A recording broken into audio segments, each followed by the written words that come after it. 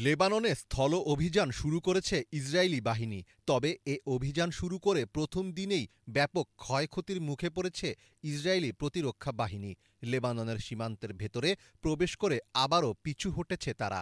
এছাড়া সেনা থেকে শুরু করে ট্যাঙ্কও গুঁড়িয়ে দিয়েছে হিজবুল্লাহ। হিজবুল্লাহর সঙ্গে ইসরায়েলি বাহিনীর প্রথম দিনে পৃথক ৩টি স্থানে সংঘর্ষ হয়েছে।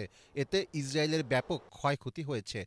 প্রথম দিনের সংঘর্ষে অন্তত ৮ জন ইসরায়েলি সেনা নিহত হয়েছেন। এছাড়া আহত হয়েছেন আরও ডজনেরও বেশি সেনা। আল জাজিরা জানিয়েছে, হিজবুল্লাহর হামলায় আহতদের বেশ কয়েকজনের অবস্থা গুরুতর। তাদের হেলিকপ্টারে করে সরিয়ে নেওয়া হয়েছে। ইসরায়েলি বাহিনীর একটি দল খিরবেত ইয়ারুন এবং আয়দস এলাকা দিয়ে ব্লু লাইন পার হয়ে লেবাননের প্রায় ৪০০ মিটার ভেতরে প্রবেশ করে।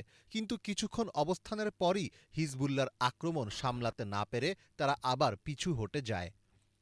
ইসরায়েলি সেনাবাহিনী জানিয়েছে, গত ২৪ ঘণ্টায় অন্তত ২০০ রকেট ছুড়েছে লেবাননের প্রতিরোধ যোদ্ধা হিজবুল্লাহ। এর আগে ২০০৬ সালে সবশেষ তারা মুখোমুখি হয়েছিল।